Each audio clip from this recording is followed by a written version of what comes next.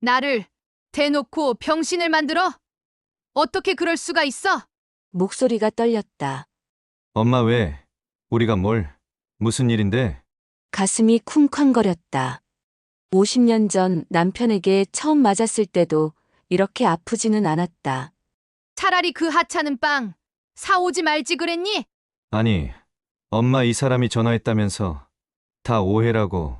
근데 빵이 왜? 엄마가 좋아하는 빵 한 가방 사다 줬잖아. 그게 뭐가 문젠데? 사다 줘도 난리야. 어머님 좋아하시는 걸로 일부러 골라서 한가득 사왔잖아요. 그 순간 모든 것이 무너져 내렸다. 아들 며느리의 무심한 목소리, 그리고 좋아하는 거 사다 줬다는 그 말. 좋아하는 거. 그래. 그래서 나는 무조건 고마워해야 하는 거지. 엄마, 갑자기 왜 그래? 무슨 일 있었어? 갑자기 호흡이 가빠졌다. 손발이 차가워지기 시작했다. 너희는 내가 진짜 뭘 좋아하는지는 알기나 해. 관심이나 가져봤어? 나도 값비싼 명품백 들 줄 알고 고급 호텔 뷔페 먹을 줄 알아? 누구는 입이고 누구는 주둥이냐? 너희들 그런 거 아니야. 말하면서 눈물이 터져 나왔다. 가슴이 터질 것 같았다. 이를 악물고 눈물을 참으며 말을 이었다. 사돈 내는 명품백에 우리나라에서 최고 가는 호텔 뷔페 해드렸다며? 네. 그게 아니라 엄마. 며느리는 눈을 동그랗게 뜨고 눈치만 보고 있었다. 내가 매일 새벽 3시에 일어나 너 하나 가르치겠다고 아등바등 살았어. 아들만 위하고 가르친다고 내 동생은 집 나가서 지금까지 어디서 죽었는지 살았는지도 모르고 내가 이런 세월을 살아도 사는 게 아니야. 그게 내 삶의 대가니? 빵 한 봉지가? 엄마, 장모님 얘기는 오해라니까. 오해라는데 왜 이렇게 고집을 부려? 아니, 엄마, 장모님이 진짜 그렇게 말했어? 뭔가 오해가 있는 것 같은데. 우리가 그런 돈이 어딨어? 눈물이 멈추지 않았다. 아들의 변명도 더 이상 들리지 않았다. 돈이 문제가 아니야. 마음 문제지. 내 장인 장모는 그렇게 대단해서 대단한 명품백에 뷔페고 나는 내 처지에 맞게 빵으로 만족해야 하는구나. 그렇게 할 거면 내 장모 입단속부터 시켰어야 하는 거 아니냐? 왜? 선이 집 나간 게 나 때문이야? 능력 없는 부모 때문이잖아. 그걸 왜 내가 책임 추궁받아야 하는데? 갑자기 아들이 소리치기 시작했다. 그래서 어쩌라고? 나도 할 만큼 했어. 그 잘난 남 안 보내는 대학 보냈어? 이럴 거면 보내지 말지 그랬어? 더 이상 얼마나 더 잘하라는 건데? 할 만큼 해. 내가 나한테 뭘 했는데? 말해봐 뭘 했냐고. 너희들이 나를 우습게 알았으면 이래. 말하다가 목이 잠겼다. 30년 동안 품고만 살았던 서러움이 일순간에 터져 나왔다. 오해라고? 내가 내 삶을 한 번이라도 제대로 보려고나 해봤니? 손톱이 손바닥을 파고들었다. 주먹을 쥐고 있는 것조차 몰랐다. 그날은 어버이날이었다. 현관문이 열리면서 문에 달아놓은 종이 딸랑거리며 울리는 소리가 들리면서 아들과 며느리가 들어섰다. 손에는 빵집 쇼핑백이 들려 있었다. 어머니, 저희 왔어요. 엄마가 좋아하는 빵 많이 사왔어. 아들 며느리가 한 봉지 가득 찬 빵을 들고 밝은 얼굴로 웃었다. 정말 고맙구나. 아이고, 이걸 어떻게 고맙다. 요즘 빵값도 비싼데. 아니야, 엄마. 오늘은 어버이날이잖아. 아이고, 이렇게나 많이 사왔어? 이걸 어떻게 잘 먹을게. 한참 먹겠다. 참 착하고 예쁜 며느리다. 아들은 어떻게 이렇게 심성 고운 며느리를 만났을까? 내가 참 자식들을 잘 키웠다 싶었다. 보리빵, 단팥빵, 크림빵. 봉지 속의 빵들을 하나씩 꺼내며 웃음이 났다. 아이고, 우리 아들 며느리가 내가 좋아하는 걸 다 기억하고 있네. 이런 걸 봐도 참 심성이 됐다니까. 요즘 밥맛도 없고 차려 먹기도 귀찮고 힘들어지고 혼자 먹으려고 장 보러 가는 것도 버거운데 잘 됐다. 아들 며느리가 돌아가고 친구 영순이에게 전화했다. 영순아, 오늘 우리 며느리가 어버이날이라고 빵 한 봉지 사왔더라고. 아이고, 자랑하려고 전화한 거야? 우리 자식들은 어버이날이 뭔지 알기나 하나 몰라. 설날, 추석도 전화 한 통 없이 그냥 지나가는데 어버이날을 챙기겠어? 난 이제 내 자식들한테는 이 세상에 없는 사람이야. 영순이의 한숨 섞인 목소리를 들으니 괜히 미안했다. 요즘 자식들이 다 그렇지. 너무 서운해하지 마. 너야 좋겠다. 착한 효부 며느리에 효자 아들에. 나는 전생에 무슨 죄가 많아서 이런 인생을 사나 몰라. 내가 뭘 잘못했나 싶어서 무슨 날만 되면 밤마다 잠도 못 자. 전화를 끊고 나니 마음이 복잡했다. 나는 정말 복받은 사람이다. 때때마다 잊지 않고 집에 오고 나를 챙기고 아들 일 잘 되고 착하고 게다가 며느리까지 이렇게 마음씨 고운 사람을 만났으니 전화를 끊고 나서도 영순이가 계속 생각났다. 설날이나 추석에도 전화 한 통 없다니. 아무리 바빠도 그렇지. 나는 참 복받은 사람이다. 어버이날이라고 내가 좋아하는 빵 사들고 이렇게라도 찾아와주는 자식들이 있으니. 그리고 앞에 놓여있는 빵 한 조각을 먹으며 생각했다. 어버이날 선물이 빵 한 봉지. 예전에는 이런 걸 상상이나 했겠나? 하지만 이제는 이것만으로도 고맙다. 요즘 자식들은 얼굴 보기도 힘들다는데 세상이 참 많이 변했다. 주방 싱크대에 쌓인 설거지를 바라보며 한숨을 쉬었다. 아들 며느리가 온다길래 먹이려고 이것저것 장 봐서 몇 가지 해서 밥 먹여 보냈는데 며느리는 밥 숟갈만 빼고 설거지는 그대로 쌓아둔 채 돌아갔다. 집안일은 여전히 내 몫이구나. 하지만 뭐 어때? 오늘 하루만큼은 행복하자. 그래도 아들 며느리 얼굴도 보여주고 나는 그 자식들 먹을 음식해서 맛있게 잘 먹는 것 봤으니 그걸로 됐다. 공기 중에 혼자 중얼거렸다. 아들과 며느리가 떠난 집은 다시 고요해졌다. 빵이 이렇게 많은데 혼자 어떻게 다 먹나 싶어 몇 개를 들고 옆집 박할머니에게 갔다. 박할멈, 우리 아들하고 며느리가 어버이날이라고 빵 많이 사왔어. 몇 개 나누어 먹으려고. 박할머니는 빵을 받아들고는 감탄사를 연발했다. 아이고, 형님은 참 자식복이 있어요. 우리 자식들은 가까이 살면서도 얼굴 보기가 하늘의 별 따기예요. 먹고 살기 바쁘다며 설날 추석에도 얼굴만 삐쭉 보고 가고 언제 한번 제대로 앉아서 밥 먹은 게 언제인지 기억도 안 나. 아유, 그래도 건강하기만 하면 됐지. 나는 괜히 미안해서 말을 흐렸다. 아니에요. 형님은 진짜 복 받은 거예요. 아들 며느리도 저렇게 예쁘고 착하니. 박할머니의 칭찬에 내 마음도 으쓱해졌다. 사실, 틀린 말은 아니지. 요즘 같은 세상에 빵이라도 사들고 찾아오는 자식들이 얼마나 되겠나.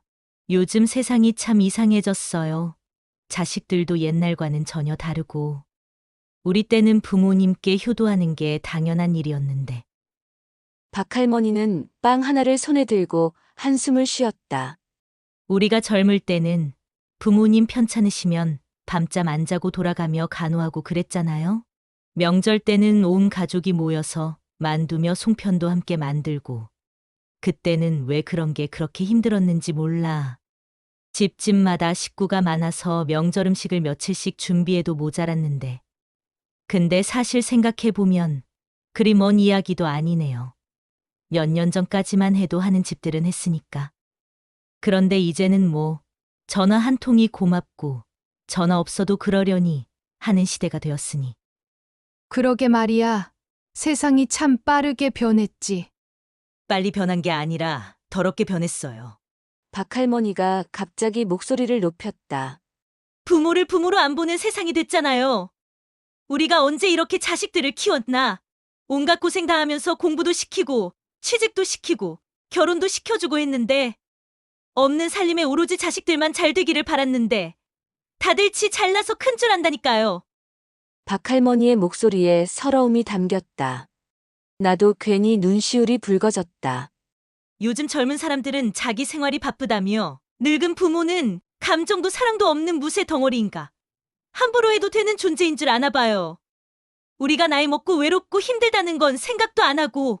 박할머니가 열변을 토하는데 나는 괜히 눈치가 보이고 미안해졌다. 우리 아들이랑 며느리가 빵이라도 사왔으니 그나마 다행이지. 하지만 박할머니 말도 틀린 건 아니다. 세상이 정말 많이 변했다. 그래도 형님은 복 받으신 거예요. 어버이날에 빵이라도 사오는 아들 며느리가 있잖아요. 그래. 근데 나도 빵이 먹고 싶은 건 아니야. 단지 그렇게 자식들 얼굴 한 번 더 보는 거지. 박할머니의 말이 채 끝나기 전에 나는 서둘러 인사를 하고 나왔다.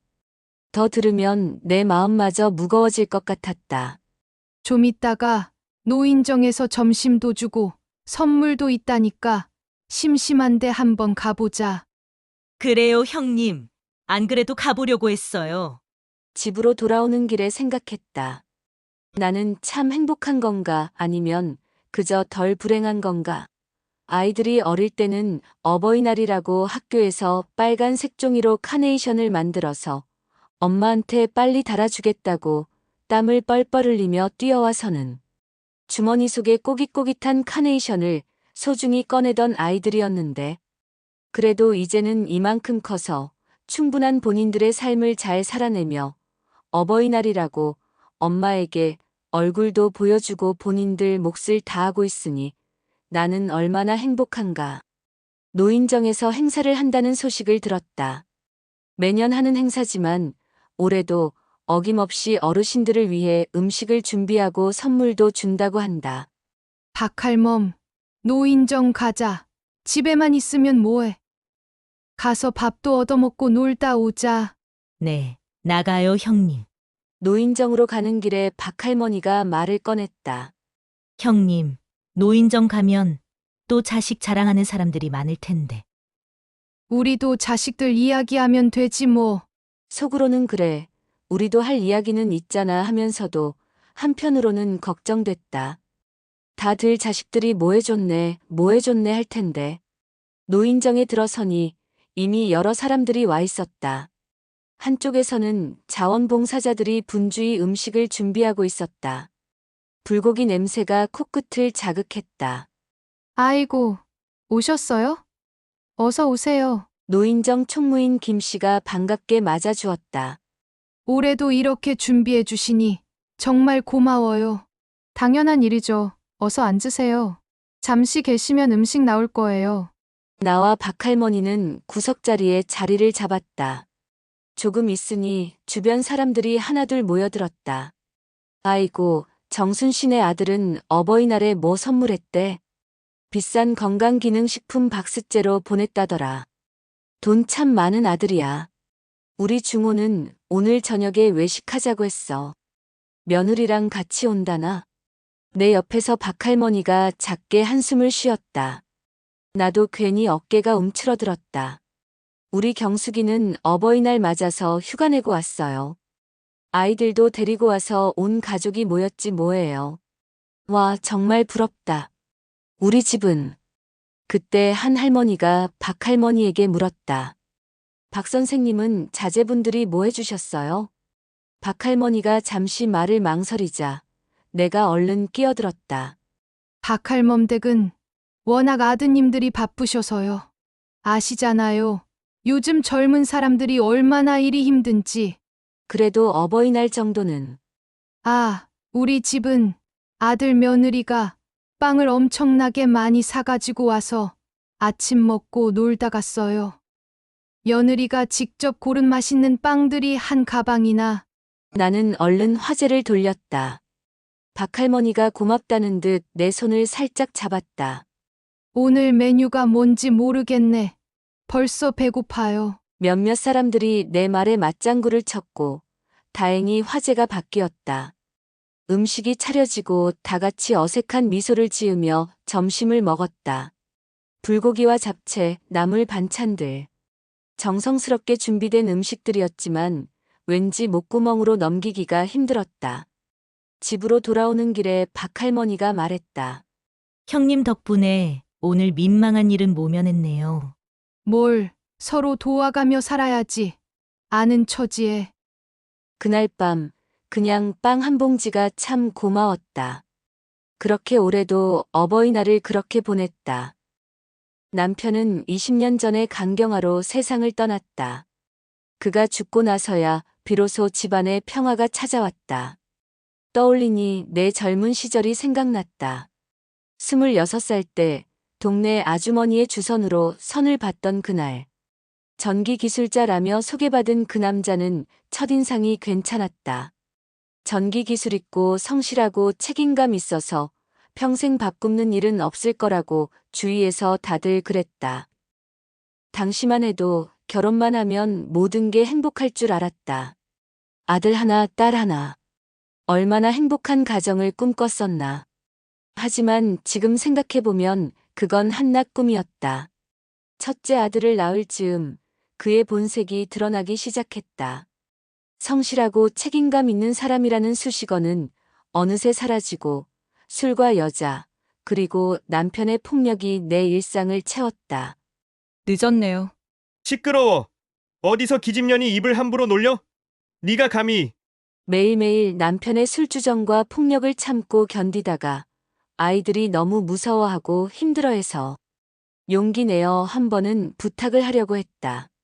술 좀 조금만 마시면 안 돼요? 아이들이 매일 아버지를 무서워해요. 뭐 이런 미친 거 아니야? 쾅! 문짝이 흔들리는 소리와 함께 욕설이 쏟아졌다. 어디다가 남편한테 베어먹지 못하게 훈계질이야? 네가 드디어 죽고 싶지? 하며 그날도 모진 발길질 매질이 시작되었다. 아이들은 겁에 질려 구석에서 웅크려 앉아 벌벌 떨었고 나는 그저 맞으며 내일은 달라지겠지 하는 헛된 희망을 품었다. 가장 충격적이었던 건 아들이 초등학교 3학년 때였다. 학교에서 돌아온 아들이 아버지한테 학용품 사달라고 했다가 술에 취한 남편에게 뺨을 맞았다. 아이는 그날 밤 이 세상에서 아버지가 없어졌으면 좋겠어. 정말 죽고 싶어요라고 중얼거리며 잠들었다. 내 심장이 얼어붙는 순간이었다. 그런 날이 매일매일 반복되었다. 지금 생각해도 그 나날들은 끔찍한 생지옥이었다. 딸아이가 고등학생 때는 더했다. 어느 날 저녁 술에 취한 남편이 딸아이의 친구가 준 편지를 발견했다. 남자아이가 쓴 편지였는데 이 계집애가 남자랑 놀아난다며 난리를 쳤다. 딸아이는 울면서 그냥 친구라고 했지만 그는 무조건 너도 쌍년이 될 거야. 라며 욕설을 퍼부었다. 이 한심한 기집년이 학교는 왜 다니는 거야? 연애질하러 다니는 거야? 당장 그만둬. 그만두지 않으면 너 학교에 가서 다 저어 놓을 테니까. 이런 한심한. 그날 딸아이는 이틀 동안 학교도 가지 않고 방 안에만 있었다. 한 번은 이웃집 아주머니가 남편의 폭행 소리를 듣고 경찰을 불렀다. 경찰이 왔지만 남편은 부부 싸움이라며 오히려 당당했다. 경찰관도 집안일은 가급적 집에서 해결하시죠 하며 돌아갔다. 그날 밤 남편은 고자질했다며 나를 더 심하게 때렸다. 돈 문제도 끊이지 않았다. 월급을 술값으로 다 써버리고 내 얼굴만 보면 돈 내놓으라고 돈 타령을 했다. 감춰놔도 어떻게 찾았는지 결국은 찾아가서 또 술을 마셨다. 나는 동네 식당에서 설거지를 하며 아이들 밥값을 벌었다. 명절이면 옷이며 과일이며 사야 할 때면 시장에서 가장 싸게 파는 물건을 찾아다니곤 했다. 가장 기억에 남는 건 아들의 대학 입학금이었다. 기적처럼 아들이 가고 싶어 하던 대학에 합격했고 나는 몰래 돈을 모았다. 하지만 남편이 또 그 돈을 찾아냈다. 쓸데없는 대학 가서 뭐 할 거냐며 나처럼 기술이나 배워 평생 밥 안 굶으니까 라며 술값으로 다 써버렸다. 다행히 친정 어머니가 몰래 모았던 돈을 빌려주셔서 입학금과 등록금을 마련할 수가 있었다. 그 후에는 아들이 열심히 해서 장학금을 받고 내가 밤낮으로 벌어서 보태고 해서 아들은 학교에 다닐 수 있었지만 아들은 그때부터 아버지를 그분이라고만 불렀다. 딸아이는 고등학교를 졸업하고 대학에 가고 싶어 했지만 형편이 안 돼요. 나는 오빠라도 대학을 졸업시켜야 하지 않겠냐고 설득했지만 딸은 대학교에 못 가는 것 때문에 힘들어하다가 어느 날 갑자기 편지 한 장 남기고 집을 나가버렸다. 그 후 백방으로 딸을 찾으러 다녔지만 찾을 수가 없었다. 누가 어디서 봤다더라 하는 말만 들리면 나는 밤이고 낮이고 가리지 않고 딸을 찾아다녔다. 처음에는 며칠 지나면 금방 들어오겠지. 살다가 힘들면 들어오겠지 했던 세월이 30년이다. 그렇게 내 가슴에는 남들에게 입 열어 차마 말할 수 없는 큰 구멍이 평생 남아있다. 이 나이가 되다 보니 이제는 가끔 생각한다. 내가 죽기 전에는 내 딸을 한 번만이라도 만나보고 죽을 수 있을까? 오늘도 간절히 기도한다. 남편이 간경화로 쓰러진 것은 어찌 보면 당연한 결과였다. 매일 술을 마시며 살았으니 병원에서 몇 달 누워있다가 결국 갔다. 임종 때 남긴 한마디는 미안하다였다. 하지만 그 한마디로 30년이 용서되지는 않았다. 남편이 죽고 나서야 비로소 우리 집에 웃음소리가 들리기 시작했다. 아이들도 자주 찾아오고 손주들도 할머니 집에서 뛰어놀았다. 지금 어버이날 빵 한 봉지 받고 행복해하는 나를 보면서 생각한다. 이게 행복의 기준인가 아니면 내가 너무 많이 무뎌진 건가? 하지만 집안이 평온한 게 얼마나 소중한지 나는 너무도 잘 알고 있었다. 그래도 자식들이 이렇게라도 챙겨주니 감사하다. 적어도 나는 영순이나 박할머니보다는 나은 셈이니까. 그렇게 어버이날이 지난 지 이틀. 여보세요? 사돈이세요? 안녕하세요? 잘 지내시죠? 생소한 목소리였다. 며느리 친정어머니, 그러니까 안사돈이셨다. 네. 안녕하세요. 어쩐 일이세요? 전화를 다 주시고. 아니, 이번에 김서방한테 너무 고마워서요. 김서방. 아, 네. 그러세요? 무슨, 어버이날 선물요? 명품백도 이 정도는 정말 기대도 안 했는데.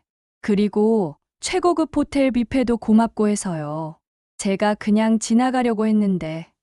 그래도 사돈께도 인사는 드려야 할 것 같아서요. 너무 고맙습니다. 순간 머릿속이 하얘졌다. 명품백, 최고급 호텔 뷔페. 무슨 소리지? 근데 사돈도 받으셨죠? 매년 그렇게 신경 써서 해주더니. 아니, 애들이 이번에는 크게 맘 썼잖아요? 순간 입이 딱 달라붙었다. 빵 한 봉지 받고 고마워했던 내가 초라해지기 시작했다. 아, 네. 그러셨어요? 할 말을 잃고 겨우 대답했다. 사돈 목소리가 왜 그래요? 괜찮으세요? 사돈도 좋아하실 줄 알았는데. 아니, 네. 괜찮아요. 사돈 제가 좀 바빠서요. 네, 그럼 안녕히 계세요. 다음에 또 통화하시죠. 전화를 끊고 멍하니 서 있었다. 명품백, 최고급 호텔 뷔페. 내 손에 들린 건 아직 다 먹지 못한 빵 봉지였다. 갑자기 숨이 막혔다. 내가 좋은 며느리, 착한 자식이라고 자랑하던 게 얼마나 부끄러웠던지. 영순이 말이 문득 떠올랐다. 요즘 자식들은 입속에 따라서 부모한테도 하잖아. 이제야 알 것 같았다. 착한 며느리가 아니라 그냥 최소한만 챙기는 며느리였던 거다. 빵 한 봉지와 명품백, 최고급 호텔 뷔페. 그날 밤 나는 잠을 이룰 수 없었다. 전화를 끊고 나니 가슴이 방망이 질쳤다. 명품백이라니, 최고급 호텔 뷔페라니.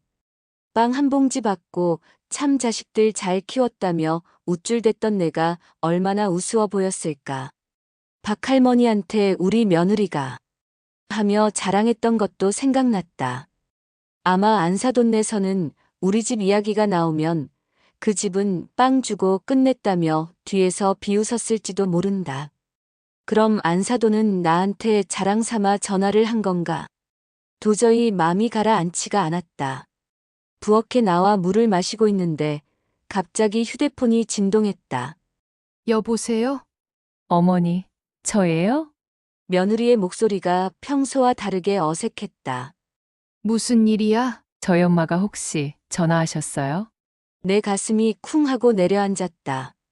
들키고 싶지 않았는데 전화하셨더구나. 그게 제가 설명을 드리고 싶어서요. 어머니, 오해하지 마세요. 무슨 오해? 저희가 그러니까 친정에는 명품백이나 호텔 뷔페를 제공했다고 하셨죠?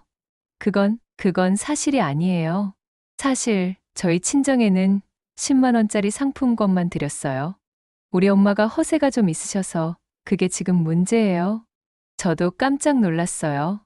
난 멍하니 전화기를 들고 있었다. 어머니, 진짜예요. 우리가 무슨 명품백을 드리겠어요? 요즘 애들 학원비도 어떻게 내는지 아시잖아요. 그럼에도 내 마음은 여전히 불편했다. 전화를 끊고 나서도 한참을 멍하니 앉아 있었다. 빵이라도 사와주는 걸 고마워해야 하나? 아니면 섭섭해해야 하나? 다음 날 박할머니 집에 갔다. 어제 일을 털어놓고 싶었다. 박할멈, 어제 안사돈한테 전화 왔었는데 이야기를 다 하자 박할머니가 한숨을 쉬며 말했다. 형님, 그 집도 마찬가지예요. 우리 동네 이씨네 집도 그래요. 시어머니한테 상품권 10만 원짜리 보내주고, 친정에는 해외여행 보내주고. 요즘 세상이 참 그래요. 그날 밤 나는 처음으로 후회했다. 내가 너무 많이 참고 살았나 싶었다. 아니, 아무것도 바라지 않는 척하며 살았나 싶었다. 다음 어버이날에는 아무것도 받지 않아도 괜찮다고 생각했다. 하지만 그건 거짓말이었다. 내 마음 깊은 곳에서는 여전히 사랑받고 싶었고 존중받고 싶었다. 갑자기 옛날 일들이 주마등처럼 지나갔다. 아들이 고등학생일 때 밤늦게까지 공부하는 모습이 선하다. 새벽 3시에 일어나 도시락을 싸고 학원비를 벌기 위해 식당에서 설거지를 하던 내 모습도. 전기 기술자 하나면 평생 밥 굽는 일 없을 거야. 시집도 잘 오는 거고. 당시 시어머니는 그렇게 말하며 남들 없는 아들 가진 것 같이 하셨다. 하지만 전기 기술자 남편을 얻은 난 평생을 고생만 했다. 새벽 4시에 일어나 출근 준비를 해야 하는 건설 현장 일. 비 온다고 일 쉬고 눈 온다고 쉬고 술 먹어서 힘들다고 쉬고 일 나가는 날보다 쉬는 날이 더 많았다. 결국 가장 노릇도 내가 했다. 동네 공장에서 미싱일을 하고 남의 집 청소를 하고 식당 설거지를 했다. 아이들 학용품비, 급식비, 학비. 한 푼도 아껴가며 모았다. 집안 살림은 온전히 내 몫이었다. 억척스럽게 살았다. 안 해본 일이 없었다. 새벽 시장에서 야채를 팔고 반찬 가게에서 김치를 담그고 겨울에는 붕어빵을 구워 팔기도 했다. 손가락 마디가 이제는 관절염으로 다 굽어서 견디기 어려운 통증이다. 그렇게 키운 아들이 지금은 한 달에 몇백만 원씩 받으면서 안정적으로 산다. 회사도 큰 기업이라 복지도 좋고. 내가 없었다면 그런 자리에 갈 수 있었을까? 나는 언제부터 빵 한 봉지에도 고마워하는 사람이 되었을까? 다음 날 또 박할머니 집에 갔다. 형님, 세상에 공짜 없어요. 우리가 자식들한테 뭘 받으려고 키웠나요? 박할머니의 말을 듣고도 마음이 편하지 않았다. 아들과 며느리에 대한 서운함, 배신감, 억울함. 각종 감정이 뒤섞여 있었다. 그날 밤 거울을 보며 생각했다. 나는 정말 이런 대접받을 정도로 못난 사람인가? 평생을 젊었을 때부터 이런 대접받을 사람이 아니었는데 내 입에서는 한숨만 나왔다. 심장이 꽉 조여오는 것 같았다. 빵 몇 개가 내 인생에 대한 답례인가? 나는 가족을 위해서 하루 18시간을 일했어. 손가락 마디는 퉁퉁 부어 있었고 허리는 늘 아팠지만 병원 갈 시간도 돈도 없었다. 어느 날은 공단에서 일하다가 기계에 손가락이 끼어 피가 철철 났지만 병원비가 아까워 그냥 꾹 눌러 참았다. 아들이 엄마 미안해하며 울던 게 기억나네. 대학 입학금을 내주고 나서 아들이 입학 통지서를 들고 와 내 앞에서 무릎을 꿇고 울던 날. 엄마, 나는 엄마처럼은 안 살게요. 꼭 성공해서 엄마 좋은데 모시고 살게요. 그 말이 빈말이라도 좋았다. 그런데 진짜 빈말이었다. 아니다. 설마 정말일까? 아들이 정말 그런 사람일까? 핸드폰을 들었다 놨다를 몇 번 반복했다. 전화하고 싶었다. 내가 널 어떻게 키웠는데 이렇게밖에 못해주니? 하고 따지고 싶었다. 하지만 못했다. 나는 죽어도 빌어먹을 소리는 안 들을 거야. 젊을 때 맹세했던 말이 떠올랐다. 남편한테 죽을 만큼 맞으면서도 자식들한테는 그런 모습 안 보이려고 했다. 밥도 제대로 못 먹으면서도 아이들 앞에서는 엄마는 많이 먹고 왔으니까 괜찮아. 걱정 말고 어서 먹어 하고 웃었다. 내가 그렇게 강한 사람이었는데 이제는 빵 한 봉지에도 눈물이 나고 상처받고 밤잠을 설친다. 언제부터 이렇게 약해진 걸까? 그날 밤 나는 남편이 세상 떠난 후 처음으로 진짜 외로움을 느꼈다. 살아있을 때는 맞기라도 했지. 지금은 그것도 없다. 내 인생은 언제부터 이렇게 초라해진 거지? 천정을 올려다보며 물었지만 답은 없었다. 며칠을 그렇게 보내다가 더 이상 견딜 수가 없었다. 이대로 그냥 넘어갈 수는 없는 일이었다. 손이 덜덜 떨리는 걸 억지로 참으며 아들한테 전화했다. 여보세요? 나야. 응. 엄마 무슨 일이야? 오늘 일 끝나고 집으로 좀 올래? 올 때 며느리도 같이 와라. 무슨 일인데? 오라면 그냥 와. 알았어. 퇴근하고 갈게. 시간이 멈춘 듯 했다. 그렇게 해가 뉘엿뉘엿 지는데 아들과 며느리가 들어왔다. 어머니, 저희 왔어요? 앉아라. 며느리가 인사를 하며 내 눈치를 봤다. 아들 며느리를 내가 따로 부른 건 결혼하고 처음 있는 일이었다. 너희들 어떻게 이렇게까지 나를 비참하게 만드는 거냐? 목이 메었다. 잠시 숨을 고르고 나서야 목소리를 낼 수 있었다. 나를 대놓고 병신을 만들어? 어떻게 그럴 수가 있어? 목소리가 떨렸다. 왜? 우리가 뭘? 무슨 일인데? 가슴이 쿵쾅거렸다. 50년 전 남편에게 처음 맞았을 때도 이렇게 아프지는 않았다. 차라리 그 하찮은 빵 사오지 말지 그랬니? 아니, 엄마. 이 사람이 전화했다면서. 다 오해라고. 근데 빵이 왜? 엄마가 좋아하는 빵 한 가방 사다 줬잖아. 그게 뭐가 문젠데? 사다 줘도 난리야. 어머님 좋아하시는 걸로 일부러 골라서 한가득 사왔잖아요. 그 순간 모든 것이 무너져 내렸다. 아들 며느리의 무심한 목소리, 그리고 좋아하는 거 사다 줬다는 그 말. 좋아하는 거? 그래. 그래서 나는 무조건 고마워해야 하는 거지? 엄마, 갑자기 왜 그래? 무슨 일 있었어? 갑자기 호흡이 가빠졌다. 손발이 차가워지기 시작했다. 너희는 내가 진짜 뭘 좋아하는지는 알기나 해. 관심이나 가져봤어? 나도 값비싼 명품백 들 줄 알고 고급 호텔 뷔페 먹을 줄 알아. 누구는 입이고 누구는 주둥이야? 너희들 그런 거 아니야? 말하면서 눈물이 터져 나왔다. 가슴이 터질 것 같았다. 이를 악물고 눈물을 참으며 말을 이었다.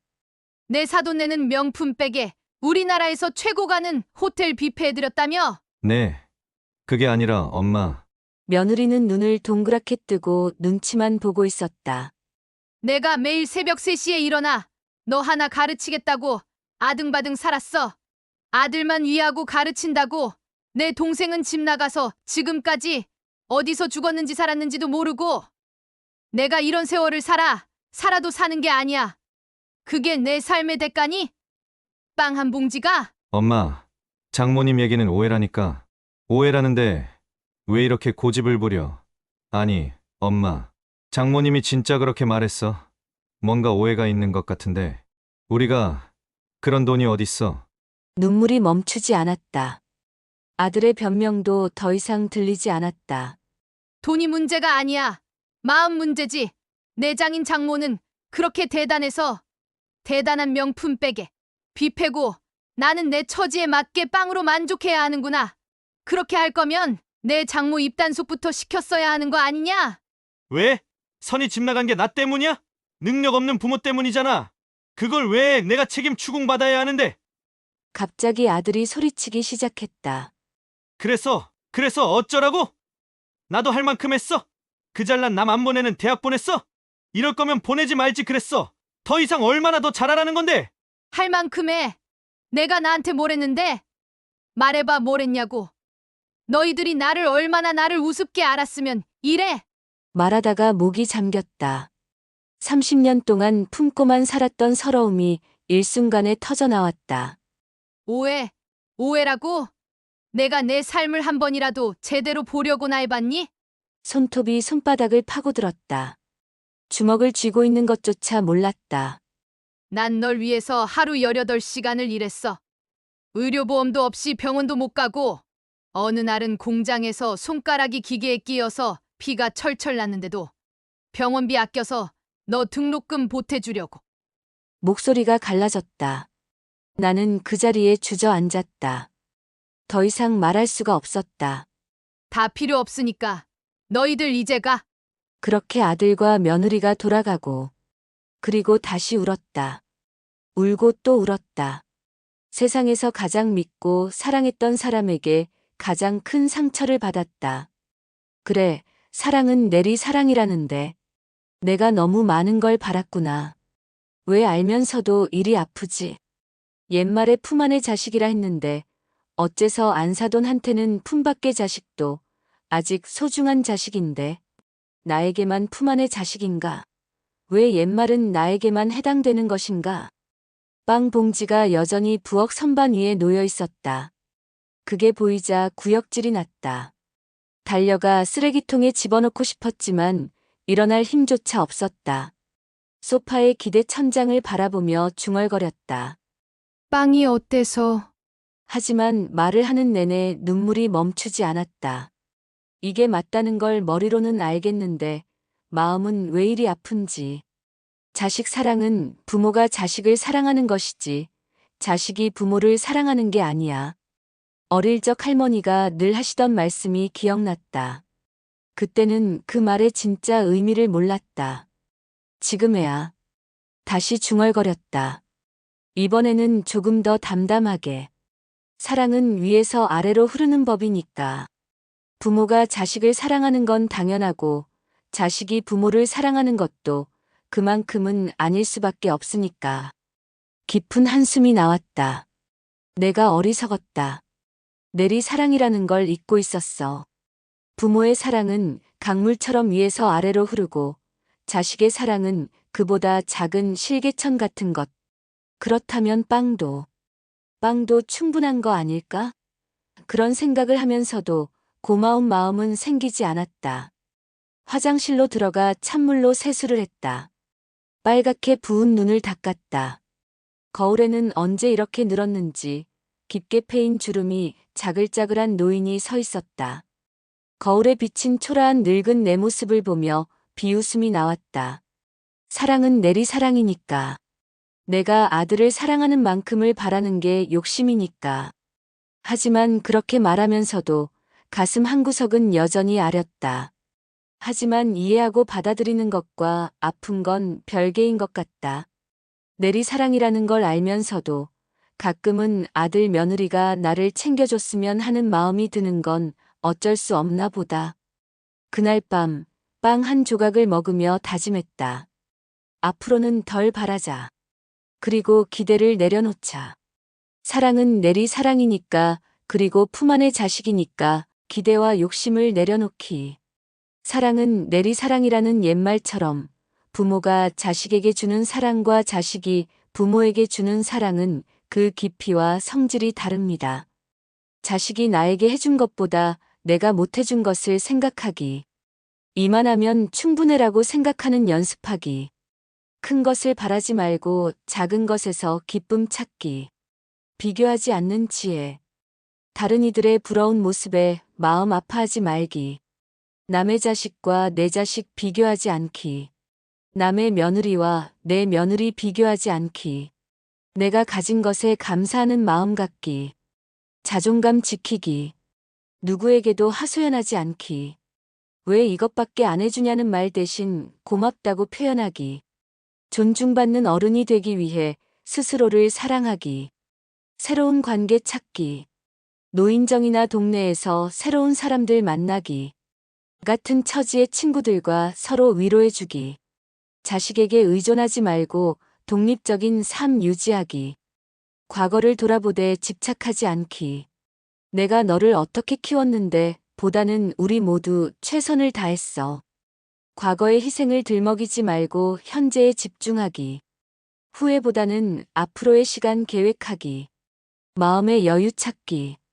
명상이나 산책 등으로 내 안의 평화 찾기. 취미 활동으로 삶의 즐거움 창조하기. 자연을 즐기며 작은 행복 느끼기. 현실적 지혜. 시대가 변했음을 인정하기. 젊은 세대의 가치관 이해하려 노력하기. 내게 맞는 행복의 기준 다시 세우기. 품위 있는 어른이 되기. 나이가 들수록 중요한 것은 부가 아니라 마음의 평화입니다. 강요하지 말고 따뜻하게 품어주기. 받는 것보다 주는 기쁨 찾기. 마지막 순간까지 아름다운 모습으로 기억되기. 나는 오늘도 충분히 행복하다라고 스스로 말할 수 있는 것이 진정한 지혜의 완성입니다. 그래, 나도 앞으로는 덜 바라자. 그리고 기대를 내려놓자. 사랑은 내리 사랑이니까, 그리고 품 안의 자식이니까. 그리고 이제부터는 자식한테 받고 싶은 것은 내가 직접 쌓아야겠다. 평생을 고생한 나는 그럴 자격이 있으니까.